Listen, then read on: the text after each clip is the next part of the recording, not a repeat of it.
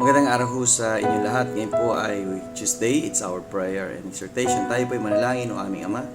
Maraming salamat sa araw na ito at ang inyong biyaya at sumaamin at kapayapaan sa pangalan ni Jesus. Amen. Well, let's proceed to our strong exhortation from the book of 1 Thessalonians chapter 2 and verse 6. Nor of men sought we glory, neither of you, nor yet of others, which we might have been burdensome as the apostles of Christ. Well, sabi nga ni Apostle Paul, hindi kami naging pabigat sa inyo.